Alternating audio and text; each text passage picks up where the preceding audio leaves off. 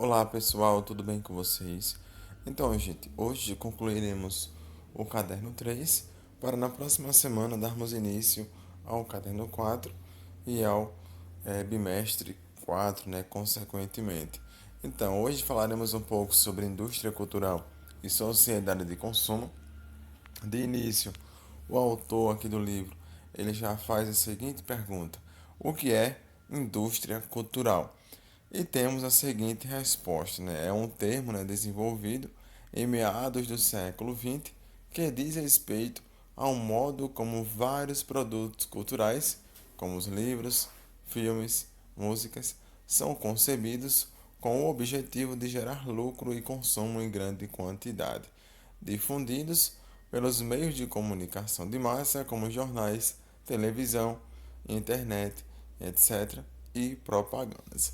Então, no mundo atual, contemporâneo, somos constantemente bombardeados por imagens, propagandas e produtos que nos induzem ao desejo de consumo.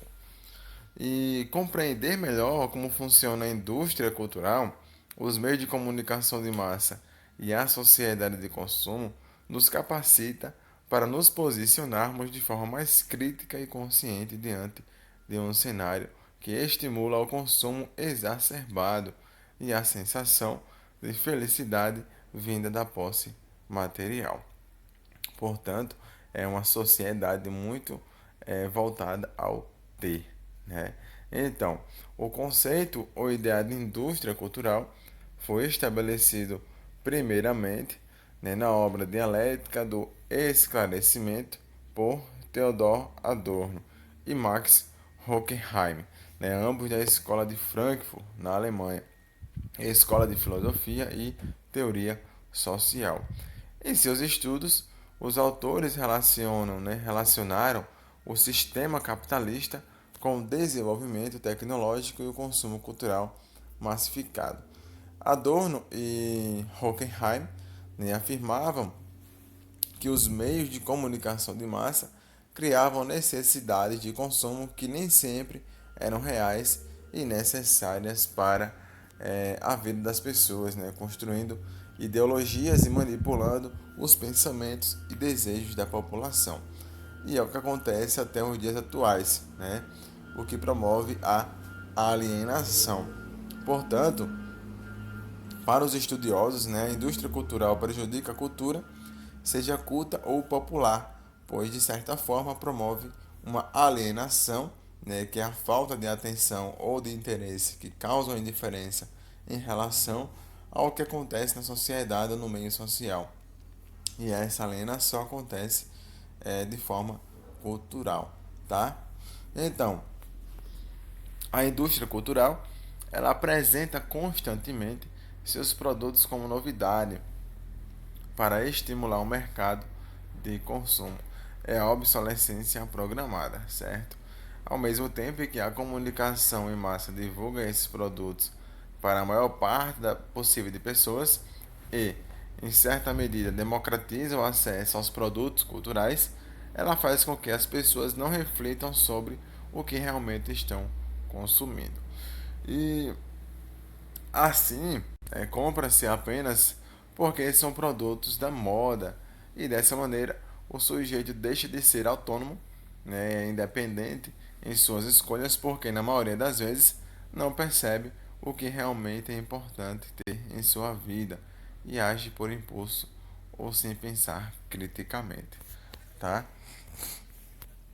Então, nem todos os pensadores concordavam com as colocações de Adorno e Hockenheim, né, sobre o empobrecimento cultural promovido pela indústria cultural capitalista.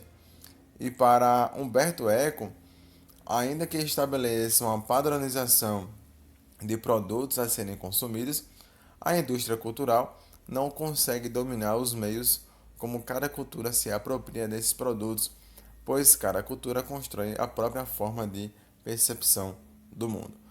E o pensador Marshall McLuhan, né, por sua vez, via a indústria cultural e os meios de comunicação de massa, né, destacando principalmente o papel da televisão como uma forma de aproximar indivíduos em todo o mundo, diminuindo a distância entre as culturas de variados produtos, tá? Agora falaremos um pouquinho sobre a pop art e o consumo, né?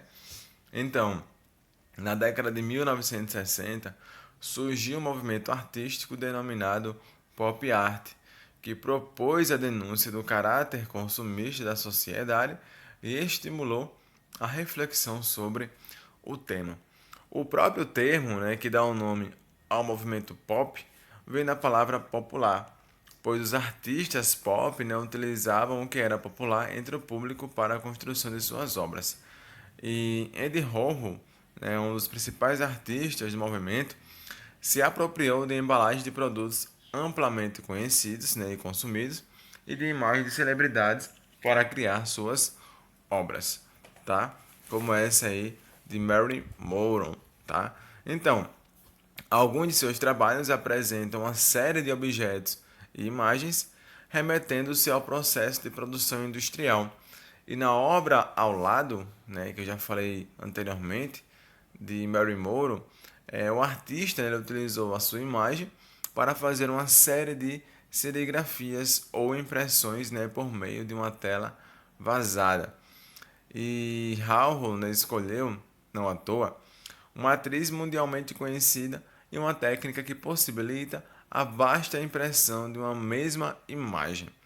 E ele optou, né, por expor essas obras em série, lado a lado na parede, e comentou que por meio da repetição, quanto mais você olha para uma mesma coisa, mais ela perde seu significado e mais vazio você se sente, tá? Então, a sociedade do consumo, pessoal, portanto, é alimentada pela indústria, né, que cria necessidades de produtos, de ideias e de imagens que nem sempre estão em comunicação com as verdadeiras e essenciais necessidades e desejos de cada indivíduo. Refletir sobre a indústria cultural, os meios de comunicação em massa e o consumo implica termos maiores condições para pensar criticamente sobre aquilo de que realmente precisamos em nossa vida, tá? Como já foi dito anteriormente. Falaremos um pouquinho agora sobre os meios de comunicação de massa, né? Que um dos elementos definidos da indústria cultural são os meios de comunicação de massa. E é por meio deles que os produtos são divulgados, expostos e transmitidos para a população. Os meios de comunicação de massa são a televisão, o rádio e as mídias impressoras, né, como revistas, jornais, etc.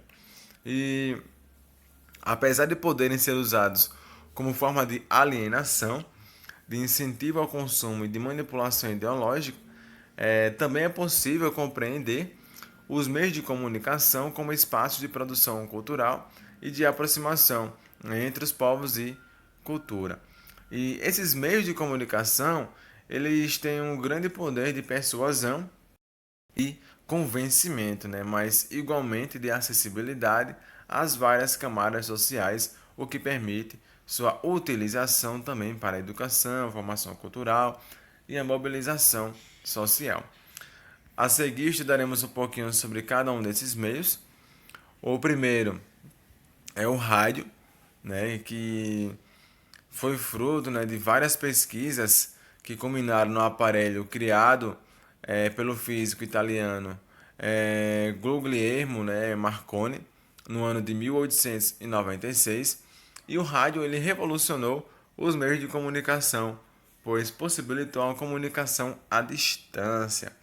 E esse aqui é um modelo antigo, né, ainda feito de madeira, tá? Então, até a comercialização da televisão, na década de 1940, o rádio foi o principal veículo de comunicação de massa. Logo, surgiram os programas de rádio, né, e a veiculação de propaganda de diversos produtos, e as propagandas nas rádios trabalhavam exclusivamente com recursos auditivos por meio de jingles, né, que se refere, né, a uma mensagem musical publicitária, né, e chamadas de publicidade que atrai a atenção do espectador. Então, Os jingles são criações musicais publicitárias, como já foi dito anteriormente, com estruturas simples, né, com pouco tempo de duração e facilmente memorizáveis. Eles começaram, né, a ser usados com mais frequência a partir de 1930 e ainda hoje são importante e potente ferramenta presente nas propagandas de rádio e televisão. E no Brasil, a primeira transmissão de rádio aconteceu em 1922 durante a comemoração do centenário da independência, tá? Então aqui fala um pouquinho mais sobre o rádio e logo após a gente vê um pouco sobre a televisão também, considerada o mais importante meio de comunicação do século XX. E a união entre imagem e áudio ampliou a capacidade de veiculação de informações, entretenimento e publicidade. E sua invenção na década de 1920 e sua comercialização em 40 transformaram os meios de comunicação e maravilharam, né, os espectadores que viram pela primeira vez a transmissão conjunta de imagem e som. E no Brasil, gente, a história da televisão ela teve início apenas em 1950, né, com a criação da TV Tupi pelo jornalista e empresário Assis Chalter Bryan. Né? Desde então, a televisão se popularizou no país, assumindo um papel fundamental na formação cultural, na veiculação de informações e na divulgação de produtos para o consumo. Tá? Aqui já veremos um pouco sobre a arte na publicidade, tá, gente? Então, a publicidade, né, e a propaganda estão presentes em todos os meios de comunicação de massa, como já vimos anteriormente, e são criadas com o objetivo de estimular a venda de um produto ou de uma ideia por meio da criação de um desejo de consumo. E os anúncios publicitários, em seus mais variados meios de difusão, estão presentes no dia a dia das pessoas, né, incentivando-as, além do consumo direto de produtos materiais, a comprar um modo de vida, né, um estilo de vida próprio. Então, as propagandas utilizam os recursos da expressão artística, né, para atrair a atenção dos consumidores por meio de elementos estéticos que envolvem a percepção e os sentidos. Né? Então, os anúncios, né, em revistas, cartazes, filmes publicitários e spots, né, para o rádio são algumas das formas de criação das propagandas. Né? E para escolher a melhor maneira de divulgação de um produto, são estudadas suas características e as características de seu público-alvo. Então, tudo passa por uma estratégia. Né? Então, a sonoridade e a imagem de uma propaganda, elas são criadas com o intuito de despertar o interesse do consumidor. E a propaganda ela emprega artistas de várias modalidades expressivas, artistas plásticos que trabalham na criação de imagens e filmes publicitários. Atores e dançarinos são contratados para atuar e músicos produzem jingles e trilhas sonoras para campanhas publicitárias.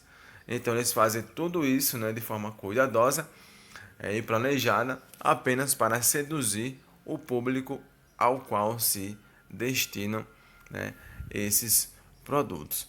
Tá bom, gente? Então, pessoal, é isso. Na próxima aula a gente dará início ao caderno 4. Né? Então, bons estudos, boa atividade.